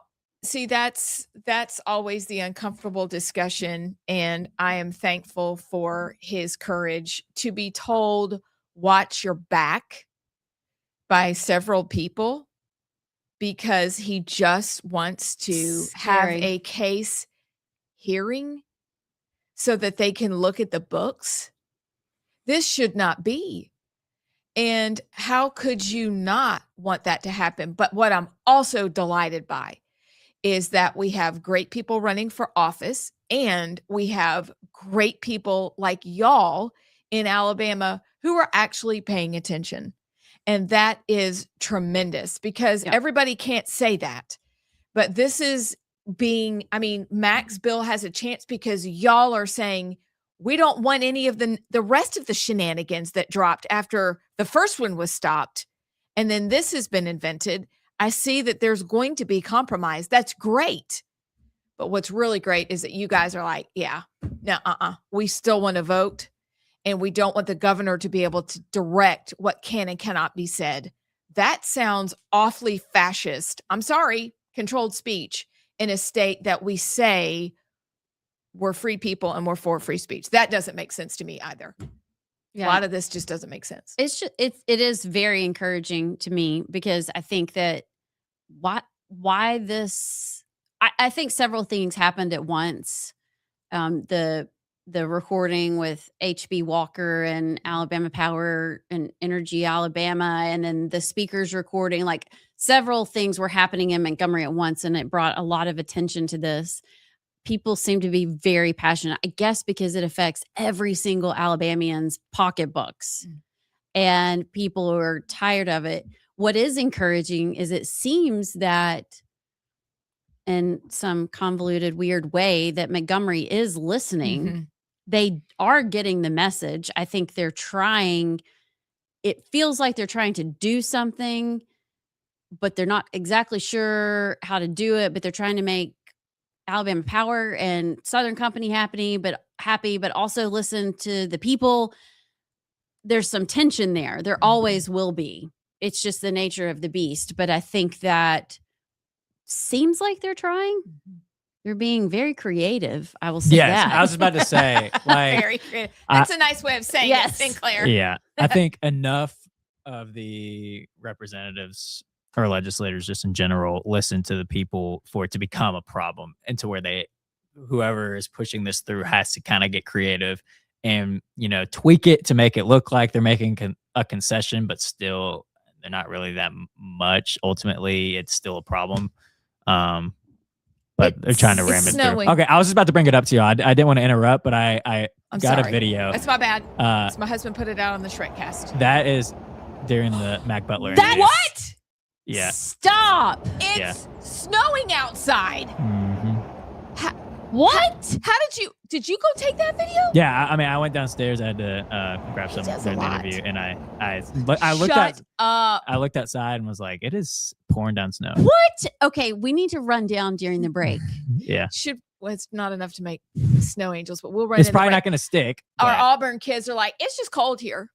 At least I know my child's alive also. So, but yes, back to thankful for Mac Butler, thankful for the chance to at least compromise, thankful for people like Matt Gentry running for office, thankful for Alabamians who are paying attention, and thankful that the people in Montgomery are, in your word, and it's a good one, a convoluted way going, well, now we got their attention. And you know what? This is great. We're actually thankful for Alabama Power and Southern Company. And there are times like last night where, Jared was out of town. I was at home alone. I was like, if my power goes out, I will tell you, nobody does it better than Alabama Power, getting our power back on. That's right. Getting, linemen out to take care of things. They are always on top of it. But I don't know if they need $4.4 billion. I don't think they need. Can we settle on $3 billion? Well, sounds good. 4.3. Yeah. Just take it down, or at least per capita, even out Alabama. I don't know why we're paying almost half. If you think about that, there are 3 states involved. Georgia has much larger population, but we're paying half of the $4 million just alone in Alabama. That's disproportionate, and that means something needs to change. Okay. It's good. Ditto. We have some Susie Wiles breaking news on the other side, and we'll be back. JP here with Rightside. I need to remind you that Inspire Advisors is one of our sponsors, and they are doing amazing work. We know this audience, and you're the kind of folks who believe in standing up for your principles and being good stewards of your resources. What if the companies you're invested in don't reflect your values at all? That's why you need to meet Paul Breyer and his team at Inspire Advisors. Inspire Advisors, they are experts in the field of biblically responsible investing. They can help you grow your bottom line while also being proud of what companies you invest in. Inspire Advisors, you got to go check them out. Here's their website, www.moneypatternwealth.com, and tell them you heard about it on Rightside Radio. Deeply. We don't have a CDC director right now. The interim director is a man named Jim O'Neill. Jim is also the deputy secretary at HHS. Incredibly smart, incredibly strong, committed to life, committed to science. So those are the people I think about. I don't worry about Anthony Fauci. I don't want to think about Anthony Fauci. He did enough harm to this country. Yeah. I think about President Trump and our team now at HHS because we're doing amazing things. You clearly are. So could we jump in then to those values issues Sure. that you've mentioned? Top of the list, right to life. Yes. And underneath that would be people's concern about mifepristone. Sure. Could you talk to us about that a little bit? Yeah, I think, I'm 62 years old, turned 62 in December. This is the most pro-life administration that I've ever seen in my 6 decades plus of life. There's no question about it. The most pro-life administration that I've ever seen. I think the administration that is friendliest to religion and faith that I've ever seen. And President Trump has demonstrated that again and again. We stand for life. We stand for the fact that we know that life begins at conception. We respect life until life's natural end. We respect the dignity of the person. We want to make sure that we stand with individuals who believe those same things, and we do. The recent March for Life, you saw that Vice President Vance address the country. The next day, there was a breakfast that was basically for all of the youth, the young men and women who'd come into this country come into the city from across the country. There was a breakfast that morning. Jim O'Neill, the deputy secretary, and myself, we addressed those students, and there were over 2,000 people there. And we talked about the fact, what we're doing for life, the fact that we know little boys are little boys and little girls are little girls, the fact that we know life begins at conception, the fact that we are doing things like, for instance, through my office, the Office of the Assistant Secretary for Health, we administer the Title X funds. So let me tell you, so just recently, because of our oversight, directed by Secretary Kennedy, our oversight over Title X funds, $2.3 million of grants that had been given before us had to be returned by Planned Parenthood. $2.3 million that will no longer go to killing children, $2.3 million that will no longer go to lying to women. Because of our oversight, they gave that money back, which is a huge victory. Absolutely. We make sure that we're enforcing the Hyde Amendment. President Trump, Secretary Kennedy, and myself, we are strong for this. No federal dollars are going to go toward abortion or procuring abortion services. We are strong with the Hyde Amendment, and we are making sure the Hyde Amendment is being enforced, unlike the last administration. Yes. We have made sure that monies, that when you have children, young girls who are taken in custody coming across the border or something, that federal dollars cannot go to providing abortion services, because that was going on in the last administration. Just totally disregarding the Hyde Amendment. We stand strong. That's no longer happening. So for those right-to-life issues, we've been incredibly strong about that, and we're very vocal about that. Again, one of the things that impresses me most about Robert F. Kennedy Jr., and he's always been this way, he really realizes that God has given an inherent dignity to every man, woman, and child, and we respect that dignity. As an adopted person, and I know as an adoptive mother, we are so thankful for those policies. And as women who've lived through the nonsense, that the lies that have been heaped upon us, that you have to kill your child to have a life. That's right. We're very grateful for your stand in that regard.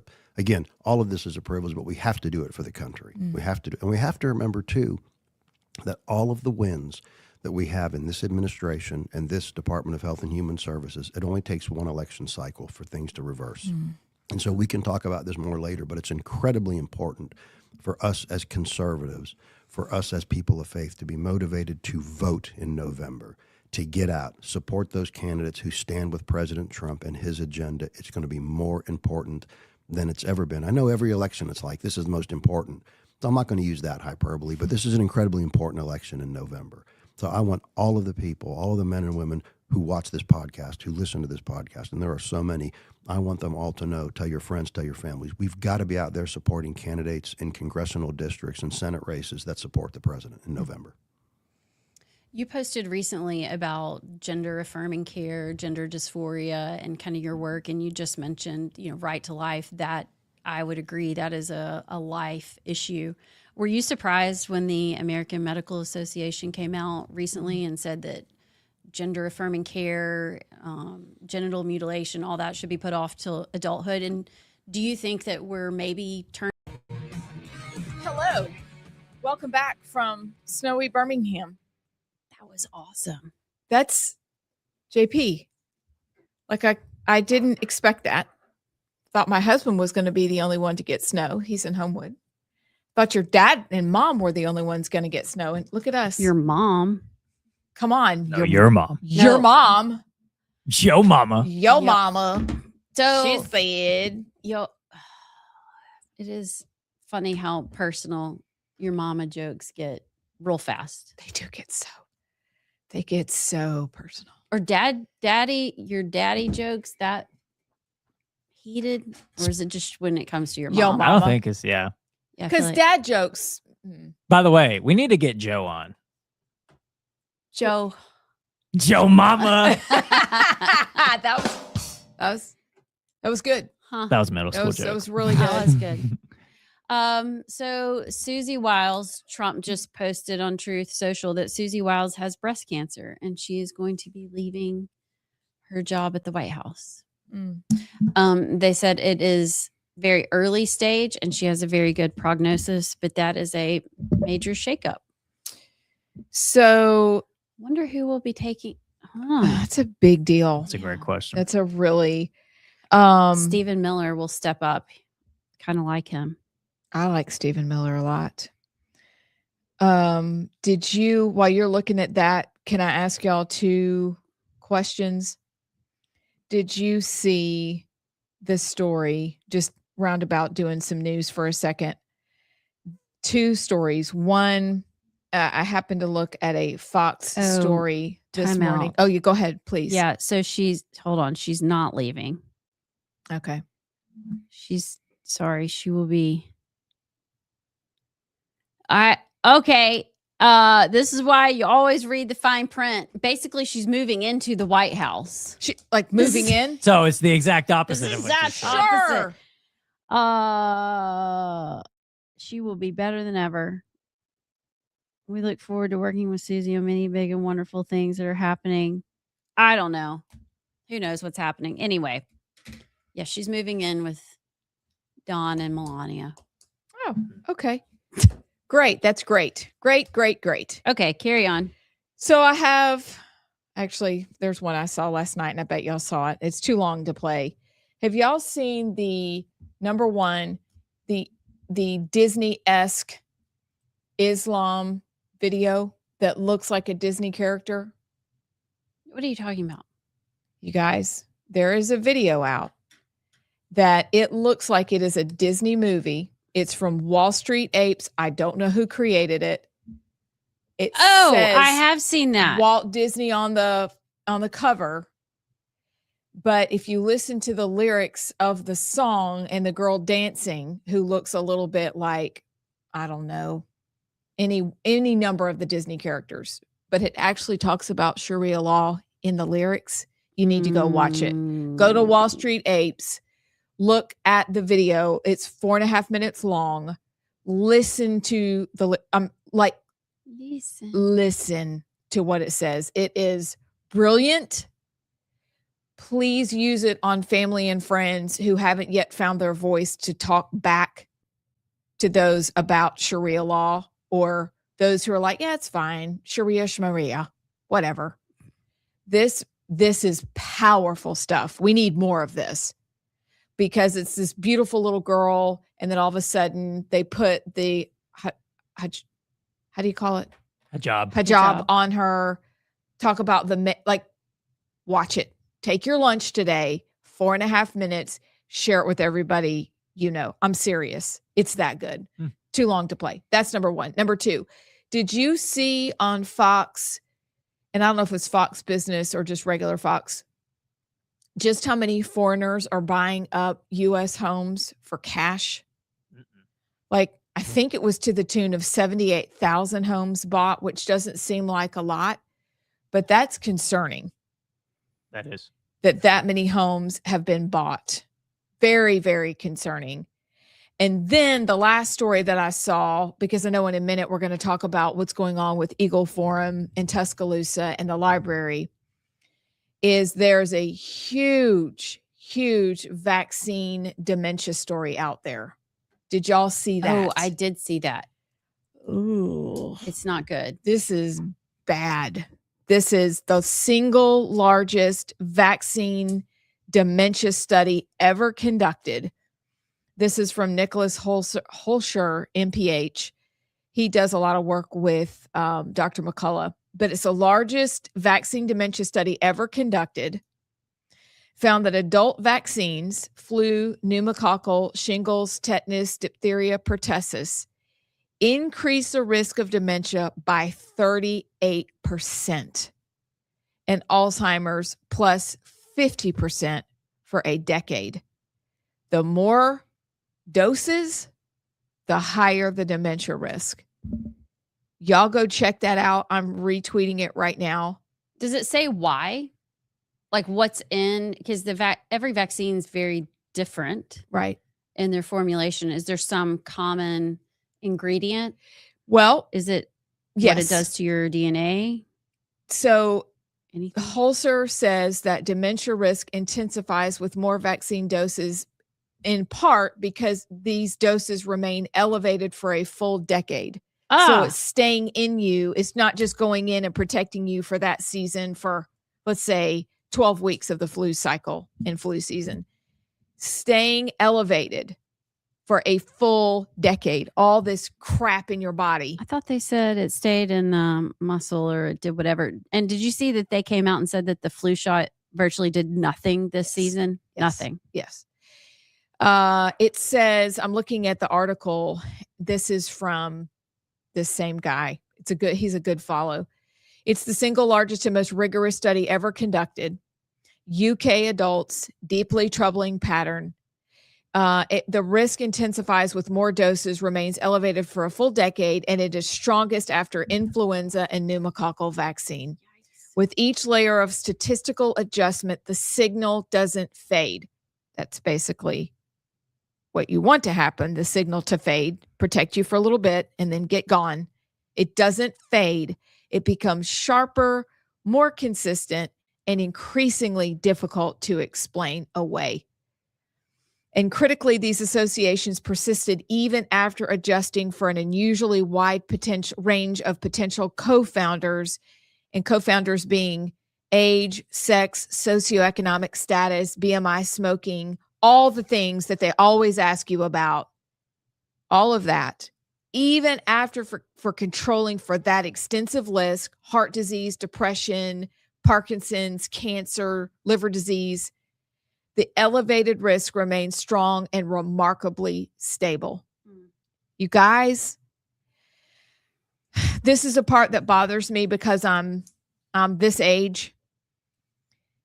That vaccinated adults, and yes, I'm repeating this, but I need you to hear this. Vaccinated adults had a 38% higher risk of dementia.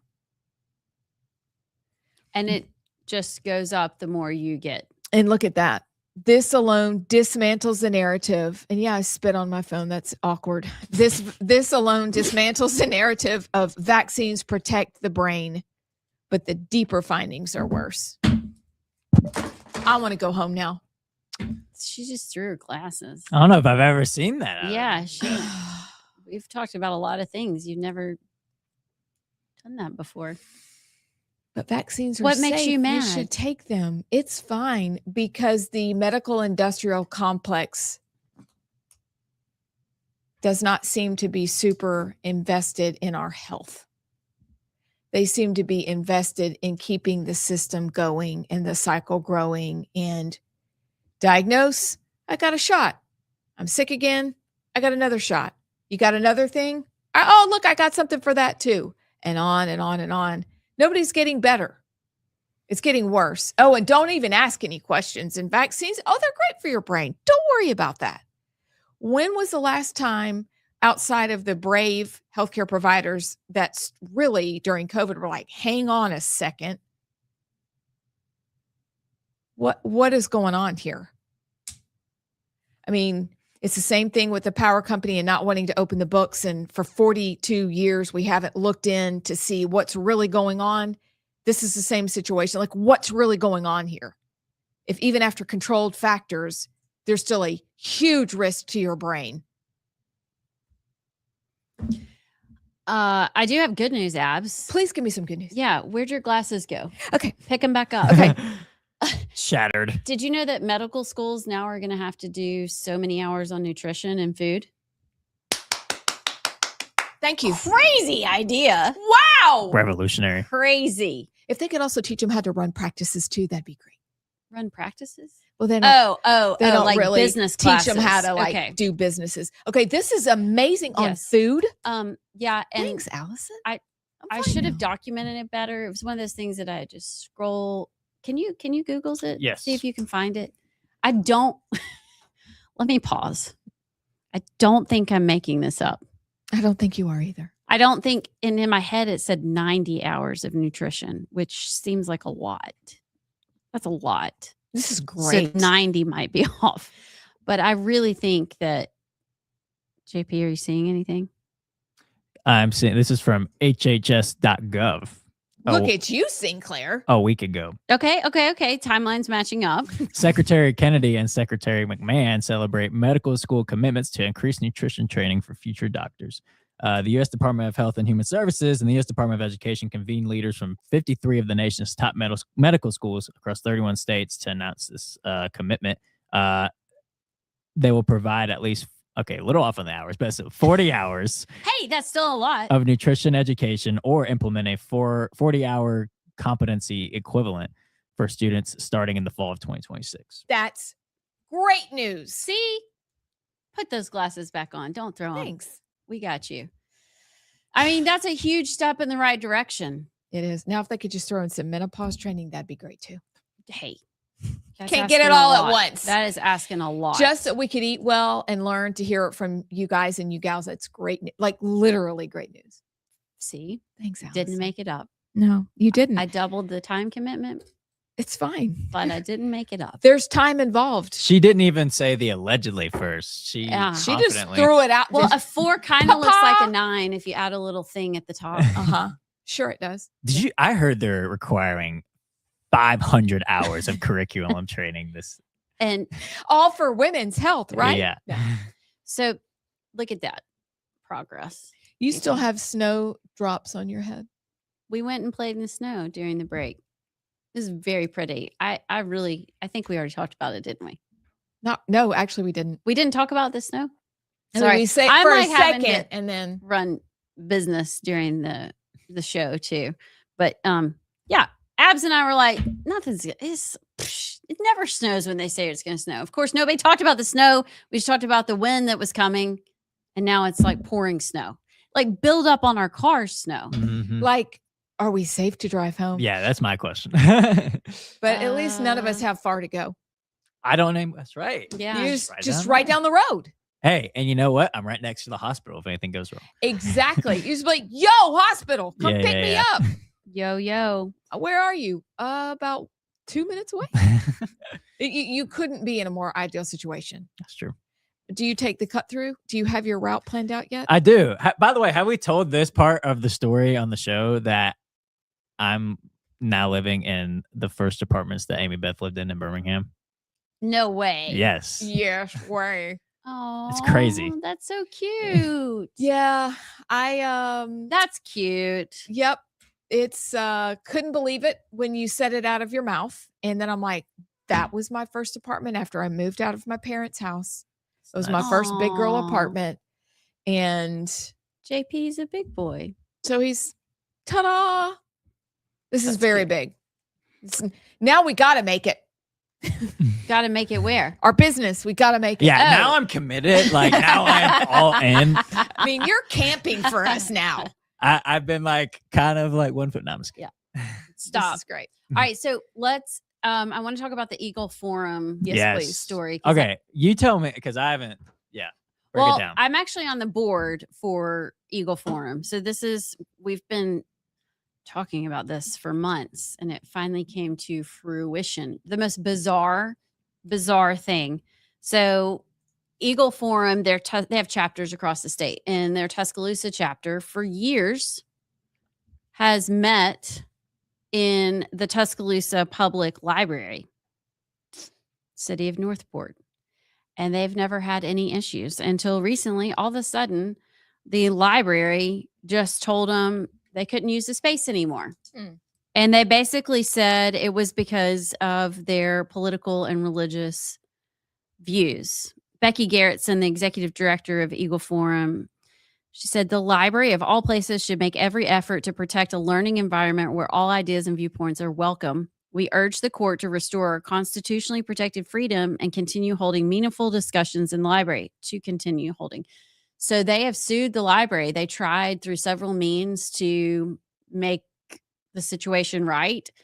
They declined. So Alliance Defending Freedom, which is great. They are such a great advocacy group, has sued the library. This is what Travis Barham said. He's a senior counsel for ADF. He said the Tuscaloosa Public Library can't close its meeting spaces to religious groups like Eagle Forum while swinging them wide open to every manner of secular organization. Such religious discrimination blatantly violates the Constitution. We are urging the court to hold the library staff accountable for their violation of Eagle Forum's constitutionally that's a lot of words. Protected freedoms and restore the Christian nonprofit's right to access the public library like everyone else. It's very, very weird. They are doubling down. Yes, ma'am. How many years? I have two questions. How many years did they meet there before they had this weird situation? They like a while. Well, they started their small groups. I'm not exactly sure when Tuscaloosa started, but the small group started probably 4 years ago. The one we always met at the Hoover City Hall. It's a public space.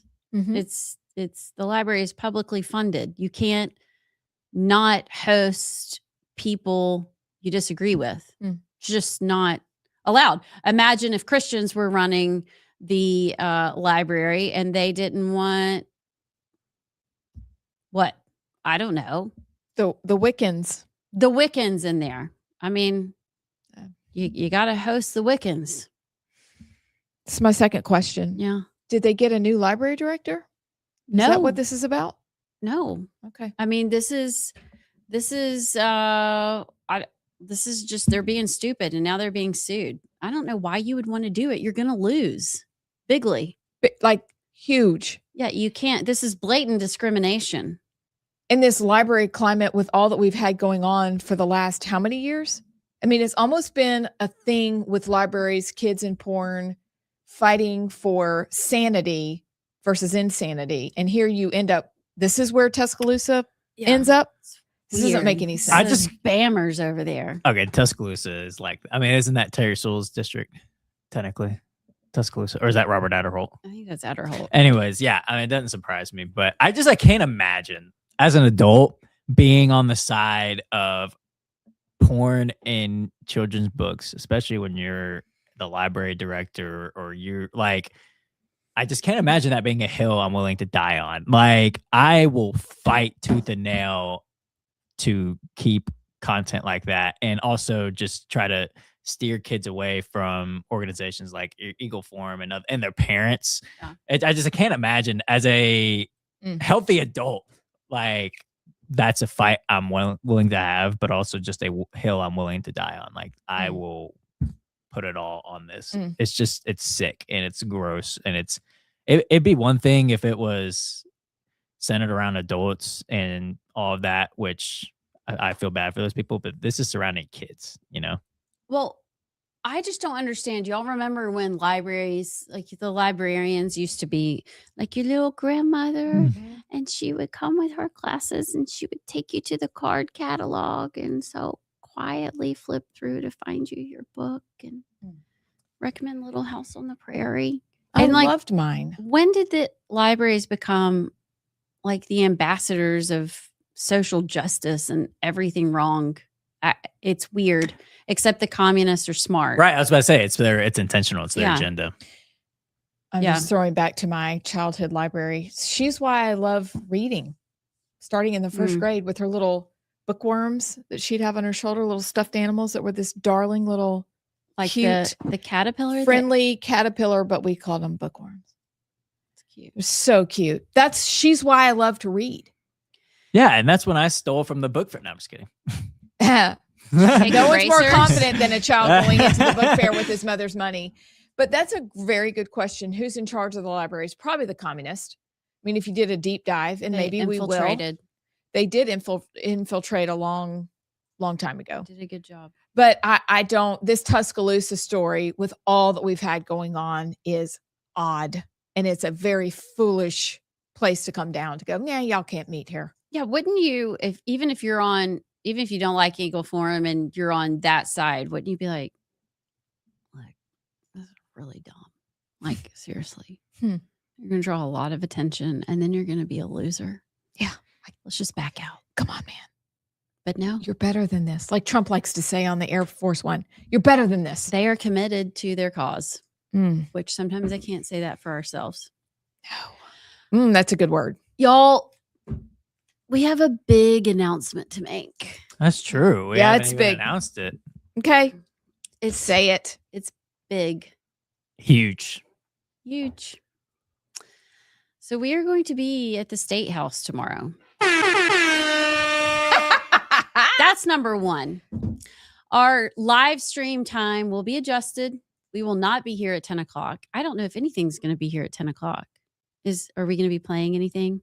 No. I just figured we'd do our show Okay. a little later. If you miss us, you can go to YouTube, Rightside Media, and watch one of our podcasts or watch a replay from 10 to 11. Then at 11, y'all, we're going to be in a very special place. We're going to be in the House side of the legislature.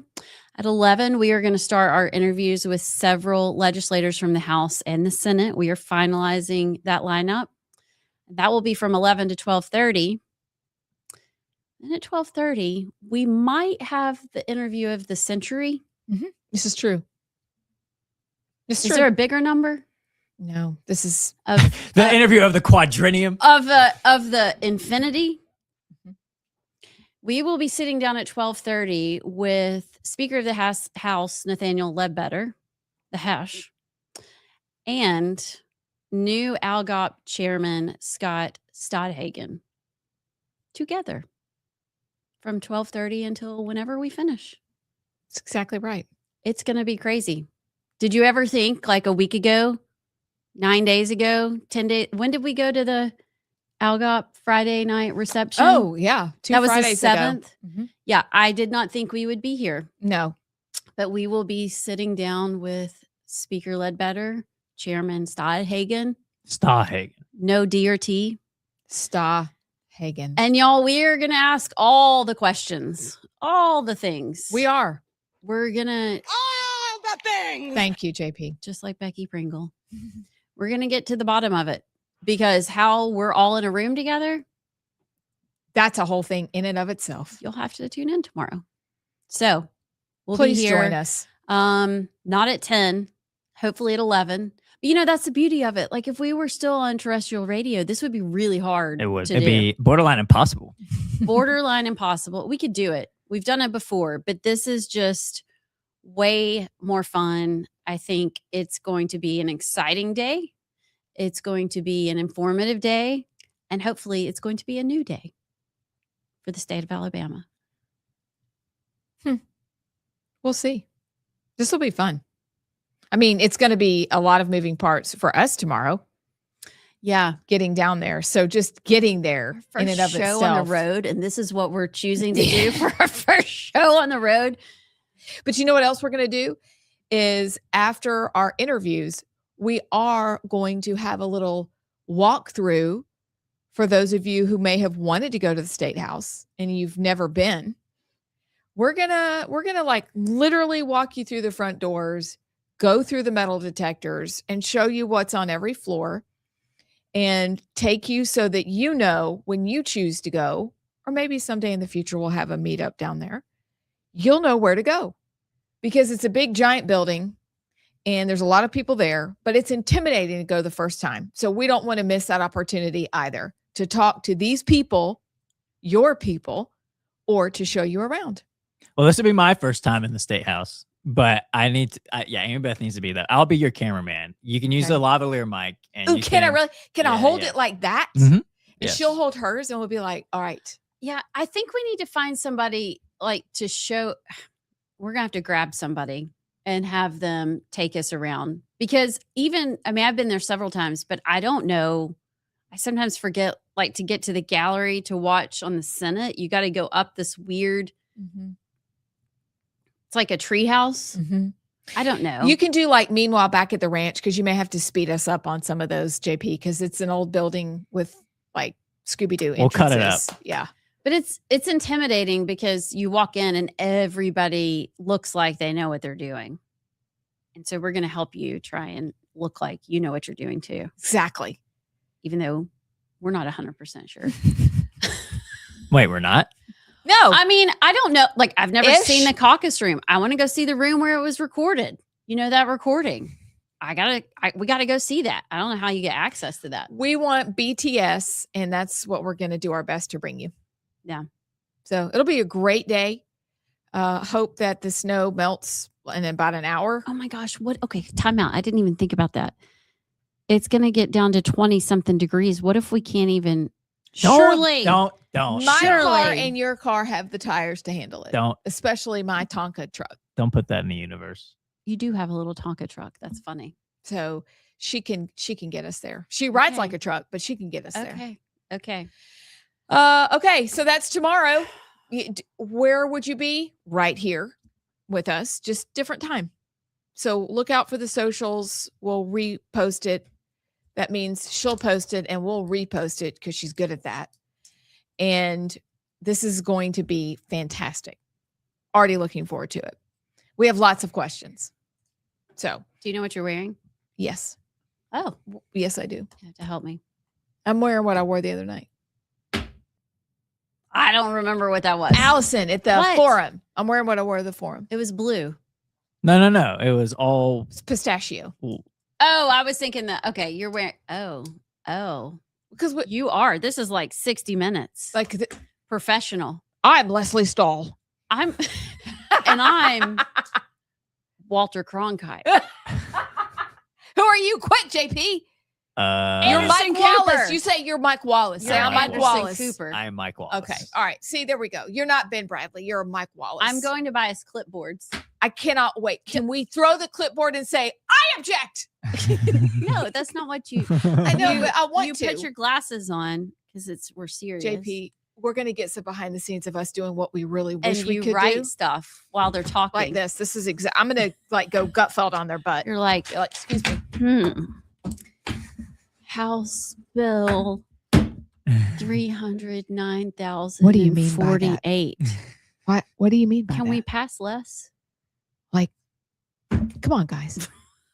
Where are the donuts? This is what I really want to know. Look, you look like a librarian. I want, you know what? That's an honor because my librarian was awesome.